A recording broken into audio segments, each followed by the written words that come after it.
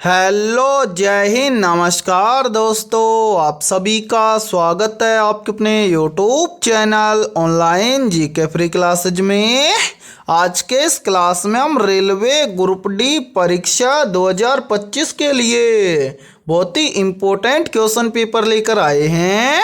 और मेरे भाई इस क्वेश्चन पेपर के अंदर हमने उन्हीं क्वेश्चनों को कवर किया है जो क्वेश्चन आपके रेलवे ग्रुप डी एग्जाम 2025 के लिए इम्पोर्टेंट रहेंगे।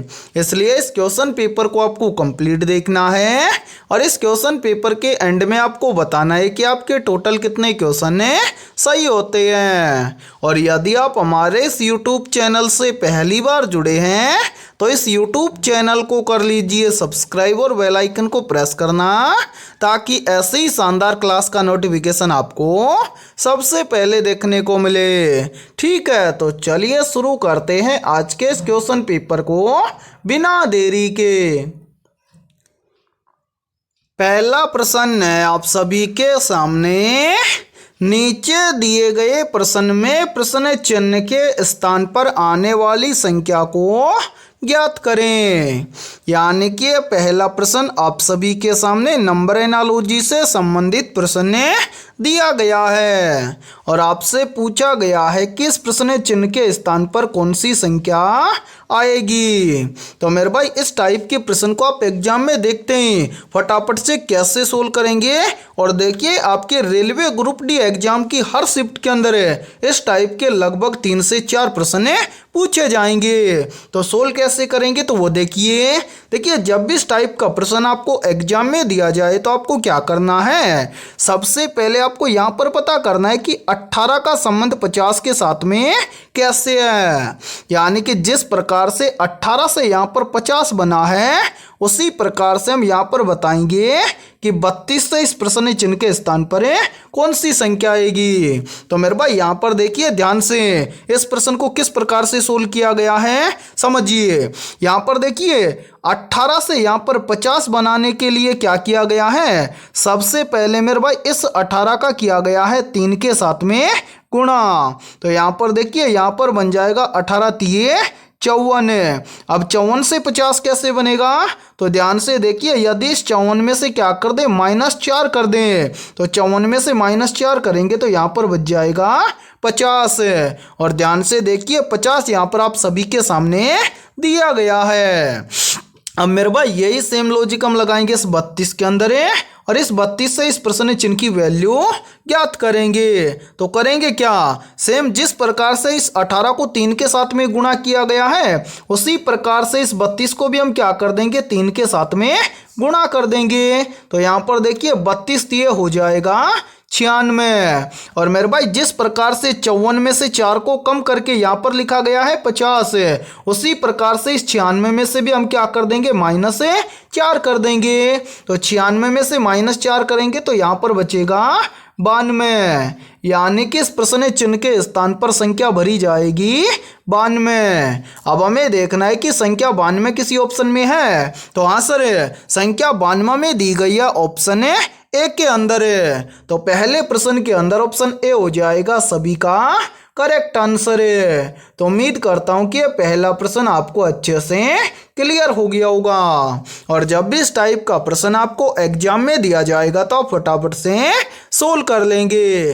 ठीक है, और इसी के साथ में देखिए आप सभी के लिए बहुत ही इम्पोर्टेंट सूचना है। यदि आप पहली बार के अंदर रेलवे ग्रुप डी एग्जाम 2025 को क्रैक करना चाहते हैं तो हमने आपके रेलवे ग्रुप डी एग्जाम 2025 के लिए जीके, जीएस, साइंस, मैथमेटिक्स और रीजनिंग यानी कि ऑल सब्जेक्ट के ऊपर मोस्ट इम्पोर्टेंट क्वेश्चंस का मास्टर पीडीएफ सेट तैयार किया है।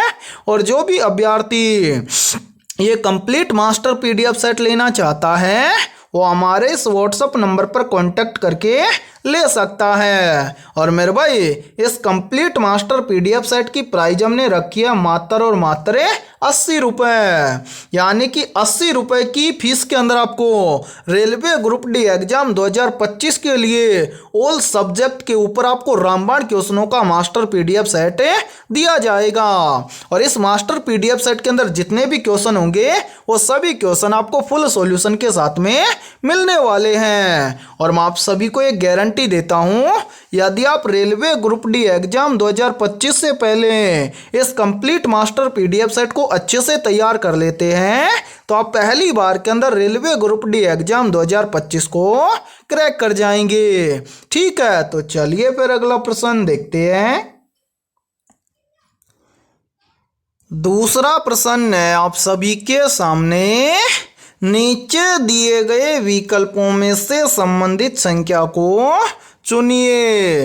यानी कि ये दूसरा प्रश्न भी आप सभी के सामने एनालॉजी से संबंधित प्रश्न दिया गया है और आपसे पूछा गया है कि जिस प्रकार से WEST का संबंध है 75 के साथ में, उसी प्रकार से EAST का संबंध किस संख्या के साथ में होगा। तो मेरे भाई इस टाइप के प्रश्न को आप एग्जाम में देखते हैं, फटाफट से कैसे सोल्व करेंगे तो वो देखिए इस टाइप के प्रश्न को आप तभी एग्जाम में सोल्व कर पाओगे जब आपको कंप्लीट अल्फाबेट लेटर नंबरिंग के साथ में याद होंगे। तो उम्मीद करता हूं कि आपको कंप्लीट अल्फाबेट लेटर नंबरिंग के साथ में ज़रूर याद होंगे। और एक पॉइंट आपको हमेशा याद रखना है, जब भी आपको अल्फाबेट लेटर दिए जाएं और उनसे संख्या दी जाए, यानी कि अल्फाबेट लेटर से आपको संख्या बनाना है, तो आपको क्या करना है, सबसे पहले आपके सामने जितने भी अल्फाबेट लेटर दिए जाएं उन सभी का आपको कर लेना है नंबरिंग।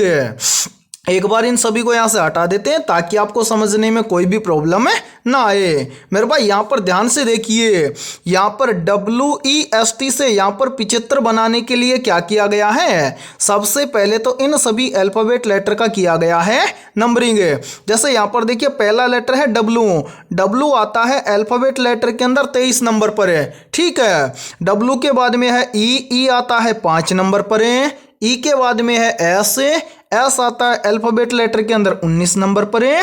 S के बाद में है T आता है मेरे भाई अल्फाबेट लेटर के अंदर 20 नंबर पर है। अब यहाँ पर क्या किया गया है, इन सभी अल्फाबेट लेटर का नंबरिंग करने के बाद में इन सभी नंबर को आपस में जोड़ा गया है। तो यहाँ पर ध्यान से देखिए, 23 और 5 मिलकर बन जाएगा 28, 28 और 19 मिलकर बन जाएगा 47, 47 और मेरे भाई 20 मिलकर बन जाएगा कितना, 67। ठीक है, अब यहाँ पर आया है सभी संख्याओं को जोड़ने पर 67, लेकिन यहाँ पर लिखा गया है 75 है, तो 67 से 75 कैसे बनेगा।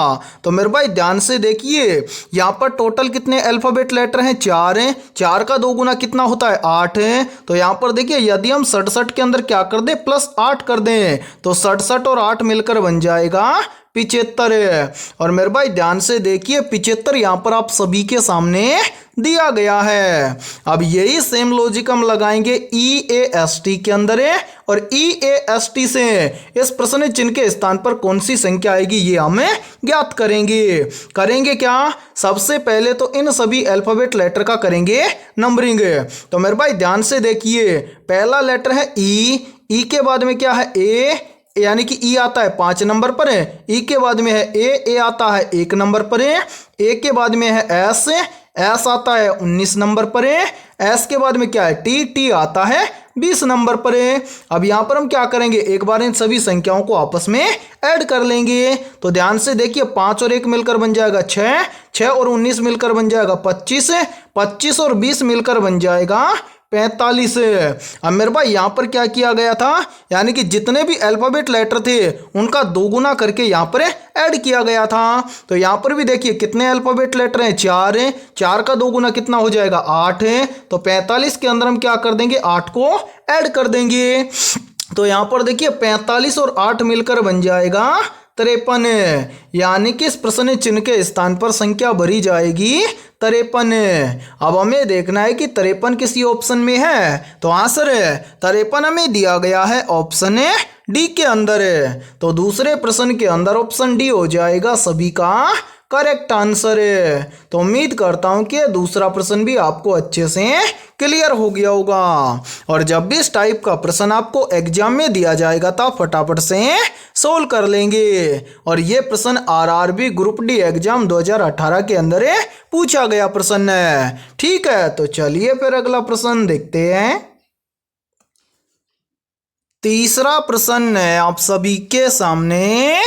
नीचे दी गई श्रृंखला श्रेणी में प्रश्नवाचक चिन्ह के स्थान पर कौन सी संख्या आएगी? यानी कि ये तीसरा प्रश्न आप सभी के सामने सीरीज से संबंधित प्रश्न दिया गया है और आपसे पूछा गया है कि इस सीरीज में इस प्रश्न चिन्ह के स्थान पर कौन सी संख्या आएगी।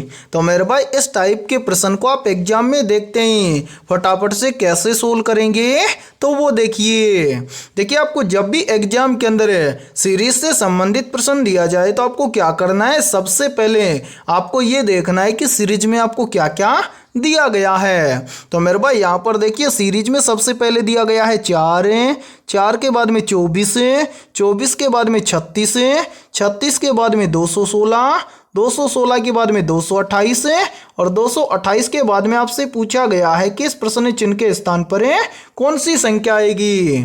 तो मेरे भाई यहाँ पर देखिए इस सीरीज को किस प्रकार से सोल्व किया गया है और सीरीज से संबंधित प्रश्न को हम एग्जाम में बहुत ही आसानी से सोल्व कर सकते हैं। कैसे, देखिए सबसे पहले सीरीज में दिया गया है 4, 4 से बन रहा है 24 है, 4 से 24 कैसे बनेगा? तो मेरे भाई ध्यान से देखिए, यदि हम 4 को क्या कर दें 6 के साथ में गुणा कर दें तो यहाँ पर बन जाएगा 6 चौक 24। फिर देखिए 24 से कितना बन रहा है 36 है, 24 से 36 कैसे बनेगा? तो मेरे भाई ध्यान से देखिए, यदि हम 24 के अंदर क्या कर दें प्लस 12 कर दें तो 24 और 12 मिलकर बन जाएगा 36। फिर देखिए 36 से कितना बन रहा है 216, 36 से 216 कैसे बनेगा? तो यहाँ पर देखिए यदि हम 36 को क्या कर दें 6 के साथ में गुणा कर दें तो यहाँ पर बन जाएगा 216। फिर देखिए 216 से कितना बन रहा है 228, 216 से 228 कैसे बनेगा? तो मेरे भाई यहाँ पर ध्यान से देखिए, यदि हम 216 के अंदर क्या कर दें प्लस 12 कर दें तो 216 और 12 मिलकर बन जाएगा 228। अब इसी प्रकार से हमसे पूछा गया है कि 228 से इस प्रश्न चिन्ह के स्थान पर कौन सी संख्या आएगी। तो मेरे भाई इस प्रश्न चिन्ह की वैल्यू ज्ञात करने से पहले नीचे जितनी भी संख्याएं आई हैं इन सभी संख्याओं को ध्यान से देखिए और पता लगाइए कि यहाँ पर क्या हुआ है। तो मेरे भाई यहाँ पर देखिए सबसे पहले क्या हुआ 6 गुना, फिर क्या हुआ प्लस 12, फिर क्या हुआ 6 गुना, फिर क्या हुआ प्लस 12, यानी कि यहाँ पर एक सीरीज चल रहा है गुना 6 प्लस 12 गुना 6 प्लस 12। अब प्लस 12 के बाद में क्या हो जाएगा, यहाँ पर हो जाएगा गुना 6, यानी कि इस प्रश्न चिन्ह की वैल्यू ज्ञात हो जाएगी। कैसे, यदि हम 228 को 6 से गुणा कर दें तो प्रश्न चिन्ह की वैल्यू हमें ज्ञात हो जाएगी। तो मेरे भाई यहाँ पर ध्यान से देखिए, हम क्या करेंगे 228 को इस 6 के साथ में गुणा कर देंगे। तो 228 को 6 के साथ में गुणा करेंगे तो यहाँ पर संख्या बन जाएगी 1368, यानी कि इस प्रश्न चिन्ह के स्थान पर संख्या भरी जाएगी 1368। अब हमें देखना है कि संख्या 1368 किसी ऑप्शन में है। तो हाँ सर, संख्या 1368 में दी गई है ऑप्शन बी के अंदर है। तो तीसरे प्रश्न के अंदर ऑप्शन बी हो जाएगा सभी का करेक्ट आंसर है। तो उम्मीद करता हूं कि ये तीसरा प्रश्न भी आपको अच्छे से क्लियर हो गया होगा। और जब भी इस टाइप का प्रश्न आपको एग्जाम में दिया जाएगा तो आप फटाफट से सोल्व कर लेंगे। ठीक है, तो चलिए फिर अगला प्रश्न देखते हैं। चौथा प्रश्न है आप सभी के सामने। एक लड़की 17 किलोमीटर उत्तर की ओर चलती है, फिर बाईं ओर मुड़ती है, एक बार फिर बाईं ओर, अंत में दाईं ओर मुड़ने से पहले फिर से बाईं ओर मुड़ती है। अब वह किस दिशा की ओर अभिमुख है? यानी कि ये चौथा प्रश्न आप सभी के सामने दिशा परीक्षण से संबंधित प्रश्न दिया गया है। तो मेरे भाई इस टाइप के प्रश्न को आप एग्जाम में देखते ही फटाफट से कैसे सोल्व करेंगे तो वो देखिए जब भी आपको दिशा परीक्षण से संबंधित प्रश्न दिया जाए तो आपको क्या करना है, सबसे पहले प्रश्न के अकॉर्डिंग एक छोटा सा डायग्राम तैयार करना है और उस डायग्राम को देखकर प्रश्न के अंदर आपसे क्या पूछा गया है उसका आंसर देना है। प्रश्न में आपसे पूछा गया है कि वह लड़की किस दिशा की ओर अभिमुख है, तो सबसे पहले हम क्या करेंगे, प्रश्न के अकॉर्डिंग एक छोटा सा डायग्राम तैयार करेंगे। यहाँ पर देखिए प्रश्न में बोला गया है कि एक लड़की 17 किलोमीटर उत्तर की ओर, यानी कि मेरे भाई यहाँ पर मान लीजिए कोई लड़की है, ये लड़की उत्तर दिशा ऊपर की ओर होती है, यानी कि वो लड़की कितनी दूर चलती है उत्तर की ओर, 17 किलोमीटर। ठीक है, फिर बाईं ओर मुड़ती है, यानी कि यहाँ से वो लड़की बाईं ओर मुड़ती है। ठीक है, एक बार फिर बाईं ओर, यानी कि यहाँ से वो फिर से बाईं ओर मुड़ती है। ठीक है, और अंत में दाईं ओर मुड़ने से पहले फिर से बाईं ओर मुड़ती है, यानी कि दाईं ओर मुड़ने से पहले वो क्या करती है, बाईं ओर मुड़ती है। यहाँ से इस लड़की का बायां हो जाएगा इस तरफ है और अंत में वो हो जाएगी किस तरफ, दाईं तरफ है। फिर पूछ रहा है कि वह किस दिशा की ओर अभिमुख है, यानी कि वो लड़की अब इस दिशा में है, इस तरफ कौन सी दिशा होती है, तो मेरे भाई नीचे की तरफ होती है दक्षिण दिशा, यानी कि वह लड़की अब दक्षिण दिशा की ओर अभिमुख है। दक्षिण दिशा में दिया गया है ऑप्शन बी के अंदर है, तो चौथे प्रश्न के अंदर ऑप्शन बी हो जाएगा सभी का करेक्ट आंसर है। तो उम्मीद करता हूं कि यह चौथा प्रश्न भी आपको अच्छे से क्लियर हो गया होगा, और जब भी इस टाइप का प्रश्न आपको एग्जाम में दिया जाएगा तो फटाफट से सोल्व कर लेंगे। ठीक है, तो चलिए फिर अगला प्रश्न देखते हैं। पांचवा प्रश्न है आप सभी के सामने, यदि किसी घड़ी में 7:30 हो रहे हों तो उस समय घंटे एवं मिनट की सुइयों के बीच कितने डिग्री का कोण बनेगा। मेरे भाई इस टाइप के प्रश्न को आप एग्जाम में देखते हैं, फटाफट से कैसे सोल्व करेंगे, तो वो देखिए सबसे पहले आपको क्या करना है, प्रश्न को ध्यान से पढ़ना है और ये पता लगाना है कि प्रश्न में आपसे क्या पूछा गया है। तो मेरे भाई प्रश्न में हमसे पूछा गया है कि घंटे एवं मिनट की सुइयों के बीच कितने डिग्री का कोण बनेगा। तो कोण निकालने का एक सूत्र होता है, और यदि यह सूत्र आपको याद है तो आप इस टाइप के प्रश्न को एग्जाम में देखते ही सोल्व कर लोगे। सूत्र क्या है, तो मेरे भाई यहाँ पर देखिए सूत्र है थीटा बराबर 30 गुणा H माइनस 11 गुणा m/2। अब यहाँ पर मेरे भाई सूत्र को समझिए, यहाँ पर देखिए थीटा का मतलब हो जाएगा कोण, H का मतलब हो जाएगा घंटे और m का मतलब हो जाएगा मिनट।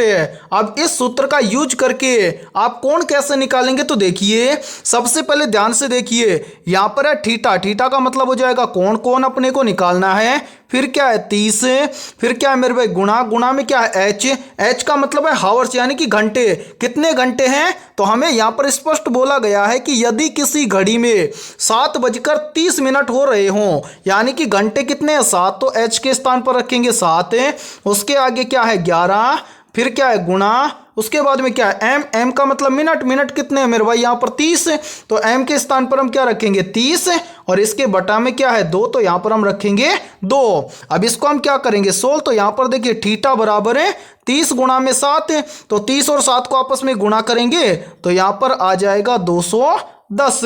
अब मेरे भाई इसको सोल्व करेंगे, ये कट जाएगा 2 एकम 2 और ये कट जाएगा 15 दूना के 30। अब 11 और 15 को आपस में गुणा करेंगे, तो 11 और 15 को गुणा करेंगे आपस में, तो यहाँ पर आ जाएगा 165। अब मेरे भाई यहाँ पर देखिए, यानी कि 210 में से 165 को निकाल देंगे तो यहाँ पर आ जाएगा थीटा बराबर है 45।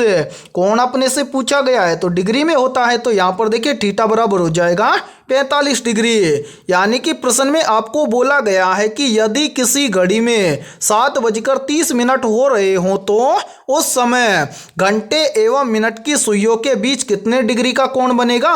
तो मेरे भाई घंटे एवं मिनट की सुइयों के बीच कोण बनेगा 45 डिग्री का। अब हमें देखना है कि 45 डिग्री हमें किसी ऑप्शन में दिया गया है, तो आंसर है 45 डिग्री हमें दिया गया है ऑप्शन डी के अंदर है। तो पांचवें प्रश्न के अंदर ऑप्शन डी हो जाएगा सभी का करेक्ट आंसर है। तो उम्मीद करता हूं कि जब भी इस टाइप का प्रश्न आपको एग्जाम में दिया जाएगा तो आप फटाफट से सोल्व कर लेंगे। ठीक है, और इस प्रश्न को आप तभी सोल्व कर पाओगे जब आपको ये वाला सूत्र याद होगा। ठीक है, तो चलिए फिर अगला प्रश्न देखते हैं। छठा प्रश्न है आप सभी के सामने, भारत का सबसे बड़ा सौर ऊर्जा संयंत्र कहाँ स्थित है? ऑप्शन ए राजस्थान में, ऑप्शन बी है तमिलनाडु में, ऑप्शन सी है गुजरात में और ऑप्शन डी है जैसलमेर में। तो यहाँ पर देखिए इन चारों में से करेक्ट आंसर हो जाएगा सभी का ऑप्शन है सी, यानी कि भारत का सबसे बड़ा सौर ऊर्जा संयंत्र गुजरात में स्थित है। तो छठे प्रश्न के अंदर करेक्ट आंसर हो जाएगा सभी का ऑप्शन है सी। तो चलिए फिर अगला प्रश्न देखते हैं। सातवां प्रश्न है आप सभी के सामने, पेरिस जलवायु समझौते पर कब हस्ताक्षर किए गए थे? मेरे भाई मोस्ट इंपोर्टेंट प्रश्न है ये, तो जल्दी से बताइए इन चारों में से करेक्ट आंसर है क्या होगा? आप सभी से पूछा गया है कि पेरिस जलवायु समझौते पर कब हस्ताक्षर किए गए थे। तो यहाँ पर देखिए इन चारों में से करेक्ट आंसर हो जाएगा सभी का ऑप्शन है बी, यानी कि पेरिस जलवायु समझौते पर हस्ताक्षर किए गए थे 2016 को। तो सातवें प्रश्न के अंदर करेक्ट आंसर हो जाएगा सभी का ऑप्शन है बी। और मेरे भाई यहाँ पर देखिए काफ़ी बार एग्जाम के अंदर कंप्लीट डेट भी पूछ ली जाती है कि पेरिस जलवायु समझौते पर हस्ताक्षर कब किए गए थे। तो कंप्लीट डेट आप याद रखना, पेरिस जलवायु समझौते पर हस्ताक्षर किए गए थे 22 अप्रैल। मेरे भाई यहाँ पर हम कंप्लीट डेट लिख देते हैं 22 अप्रैल 2016 को पेरिस जलवायु समझौते पर हस्ताक्षर किए गए थे। ठीक है, तो चलिए फिर अगला प्रश्न देखते हैं। आठवां प्रश्न है आप सभी के सामने, पनामा नहर निम्नलिखित में से किस क्षेत्र में स्थित है? ऑप्शन ए पूर्वी यूरोप में, ऑप्शन बी है दक्षिण एशिया में, ऑप्शन सी है अरबी प्रायद्वीप में और ऑप्शन डी है मध्य अमेरिका में। तो यहाँ पर देखिए इन चारों में से करेक्ट आंसर हो जाएगा सभी का ऑप्शन है डी, यानी कि पनामा नहर मध्य अमेरिका में स्थित है। तो आठवें प्रश्न के अंदर करेक्ट आंसर हो जाएगा सभी का ऑप्शन है डी। और मेरे भाई यहाँ पर देखिए यहीं से क्वेश्चन और बनता है और ये क्वेश्चन भी काफ़ी बार एग्जाम के अंदर रिपीट होता है। प्रश्न पूछा जाता है कि पनामा नहर किन दो महासागरों को आपस में जोड़ती है। तो इस प्रश्न का आंसर सभी बच्चों को कमेंट सेक्शन के अंदर कमेंट करके बताना है और इस क्लास के अंदर आपको एंड तक बने रहना है, क्योंकि इस क्लास के अंदर हमने बहुत ही इंपॉर्टेंट क्वेश्चनों को कवर किया है। ठीक है, तो चलिए फिर अगला प्रश्न देखते हैं। नौवां प्रश्न है आप सभी के सामने, किस विटामिन को थायमिन के नाम से भी जाना जाता है? ऑप्शन ए है विटामिन B1 को, ऑप्शन बी है विटामिन के को, ऑप्शन सी है विटामिन B12 को और ऑप्शन डी है विटामिन सी को। तो जल्दी से बताइए इन चारों में से करेक्ट आंसर क्या होगा? आपसे पूछा गया है कि किस विटामिन को थायमिन के नाम से भी जाना जाता है। तो यहाँ पर देखिए इन चारों में से करेक्ट आंसर हो जाएगा सभी का ऑप्शन है ए, यानी कि विटामिन B1 को थायमिन के नाम से जाना जाता है। तो नौवें प्रश्न के अंदर करेक्ट आंसर हो जाएगा सभी का ऑप्शन है ए। और यहाँ पर देखिए यहीं से एक क्वेश्चन और बनता है और ये क्वेश्चन भी काफ़ी बार एग्जाम के अंदर पूछा जाता है। प्रश्न पूछा जाता है कि किस विटामिन में कोबाल्ट धातु पाया जाता है। तो मेरे भाई याद रखना विटामिन B12 में कोबाल्ट धातु पाया जाता है। ठीक है, तो चलिए फिर अगला प्रश्न देखते हैं। 10वां प्रश्न है आप सभी के सामने, रायमोना राष्ट्रीय उद्यान किस राज्य में स्थित है? ऑप्शन ए केरल राज्य में, ऑप्शन बी है तमिलनाडु राज्य में, ऑप्शन सी है असम राज्य में और ऑप्शन डी है हिमाचल प्रदेश राज्य में। तो यहाँ पर देखिए इन चारों में से करेक्ट आंसर हो जाएगा सभी का ऑप्शन है सी, यानी कि रायमोना राष्ट्रीय उद्यान असम राज्य में स्थित है। तो 10वें प्रश्न के अंदर करेक्ट आंसर हो जाएगा सभी का ऑप्शन है सी। और मेरे भाई यहाँ पर देखिए, यदि ये क्लास आपको पसंद आ रही है तो जल्दी से एक बार इस क्लास को लाइक कर दीजिए, और यदि आप हमारे इस YouTube चैनल से पहली बार जुड़े हैं तो इस YouTube चैनल को कर लीजिए सब्सक्राइब और बेल आइकन को प्रेस करना, ताकि ऐसी शानदार क्लास का नोटिफिकेशन आपको सबसे पहले देखने को मिले। ठीक है, तो चलिए फिर अगला प्रश्न देखते हैं। 11वां प्रश्न है आप सभी के सामने, निम्नलिखित में से वंदे हसन का संबंध किस वाद्य यंत्र से है। मेरे भाई वेरी वेरी इंपॉर्टेंट प्रश्न है ये, और इस प्रश्न पर आप स्टार जरूर लगा लेना, क्योंकि इस टाइप के प्रश्न एग्जाम के अंदर बार बार रिपीट होते हैं। आपसे पूछा गया है कि निम्नलिखित में से वंदे हसन का संबंध किस वाद्य यंत्र से है। तो यहाँ पर देखिए इन चारों में से करेक्ट आंसर हो जाएगा सभी का ऑप्शन है बी, यानी कि वंदे हसन का संबंध है सितार वाद्य यंत्र से। तो 11वें प्रश्न के अंदर करेक्ट आंसर हो जाएगा सभी का ऑप्शन है बी। तो चलिए फिर अगला प्रश्न देखते हैं। 12वां प्रश्न है आप सभी के सामने, सूर्य की बाह्यतम परत को किस नाम से जाना जाता है। मेरे भाई ये प्रश्न आरआरबी ग्रुप डी एग्जाम 2022 के अंदर पूछा गया प्रश्न है। तो जल्दी से बताइए इन चारों में से करेक्ट आंसर क्या होगा। आपसे पूछा गया है कि सूर्य की बाह्यतम परत को किस नाम से जाना जाता है। तो यहाँ पर देखिए इन चारों में से करेक्ट आंसर हो जाएगा सभी का ऑप्शन है सी, यानी कि सूर्य की बाह्यतम परत को जाना जाता है प्रकाश मंडल के नाम से। ठीक है, तो 12वें प्रश्न के अंदर करेक्ट आंसर हो जाएगा सभी का ऑप्शन है सी। तो चलिए फिर अगला प्रश्न देखते हैं। 13वां प्रश्न है आप सभी के सामने, कुतुब मीनार के पास स्थित लौह स्तंभ किसने बनवाया था। ऑप्शन ए चंद्रगुप्त द्वितीय ने, ऑप्शन बी है कुतुबुद्दीन ऐबक ने, ऑप्शन सी है इल्तुतमिश ने, और ऑप्शन डी है समुद्रगुप्त ने।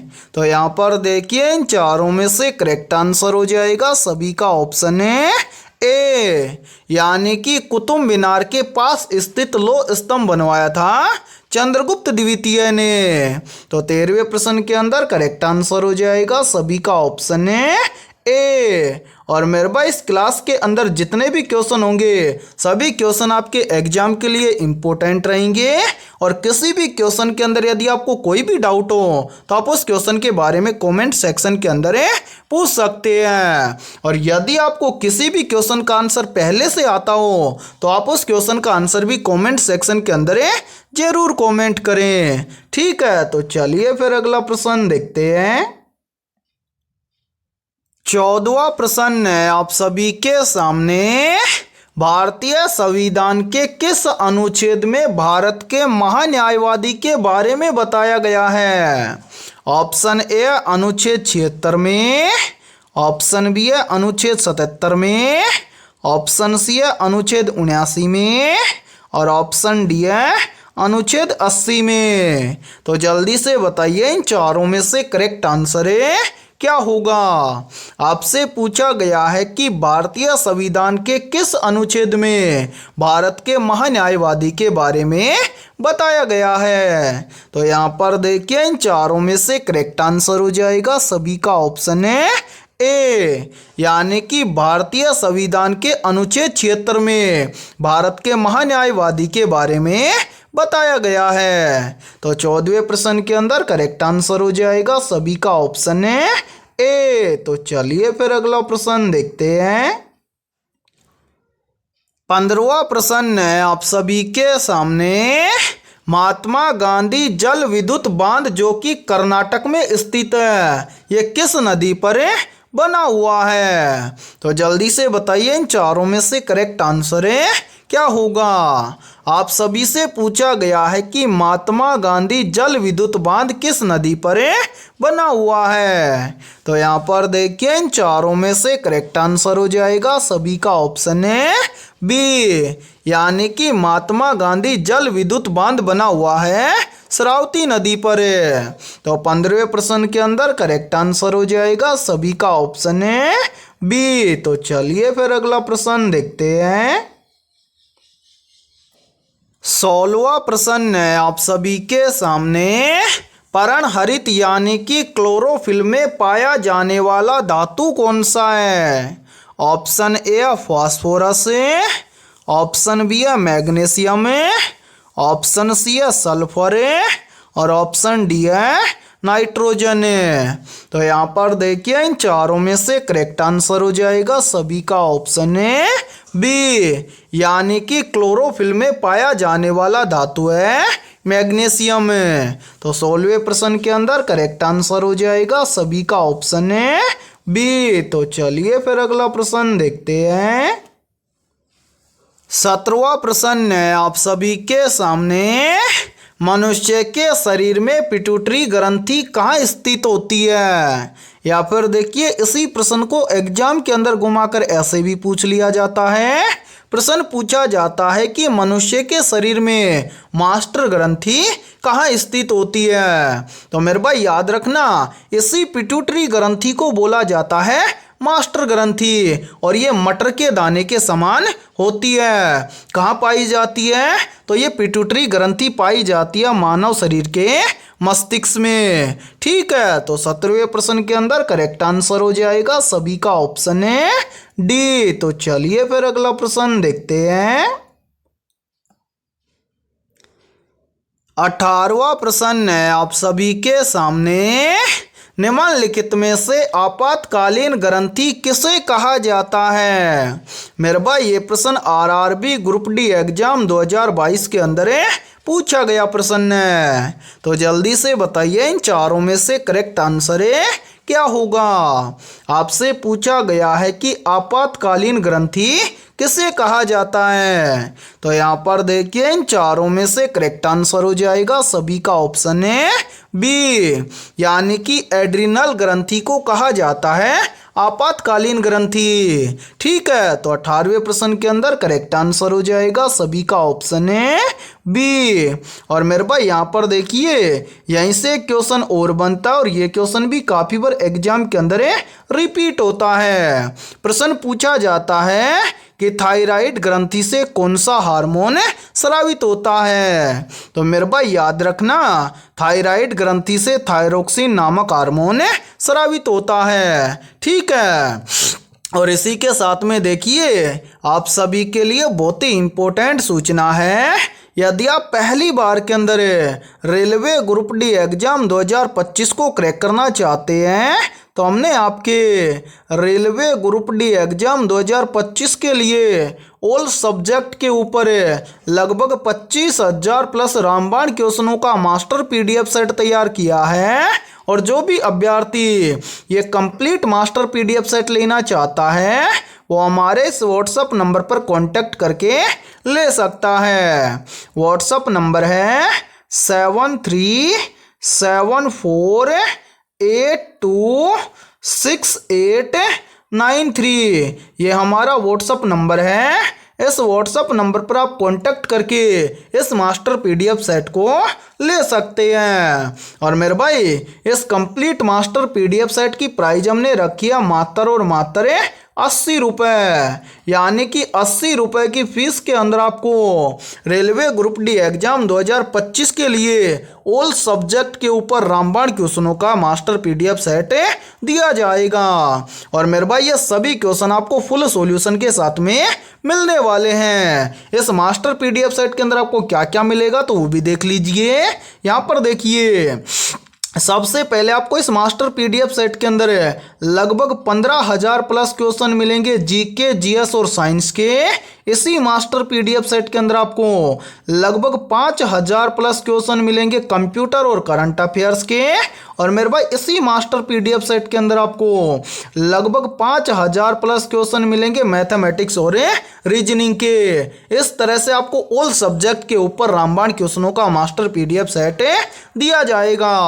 और मैं आप सभी को एक गारंटी देता हूं, यदि आप एग्जाम से पहले इस कंप्लीट मास्टर पीडीएफ सेट को अच्छे से तैयार कर लेते हैं तो आप पहली बार के अंदर रेलवे ग्रुप डी एग्जाम 2025 को क्रैक कर जाएंगे।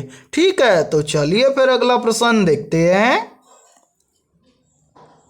19वां प्रश्न है आप सभी के सामने, किस राज्य को 5 नदियों की भूमि कहा जाता है?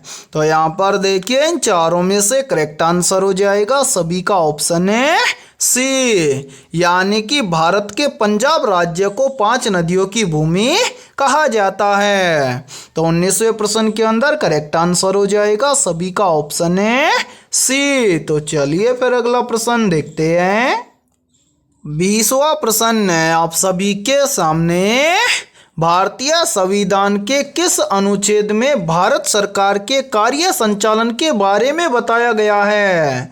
मेरे भाई मोस्ट इंपोर्टेंट प्रश्न है ये, तो जल्दी से बताइए इन चारों में से करेक्ट आंसर है क्या होगा।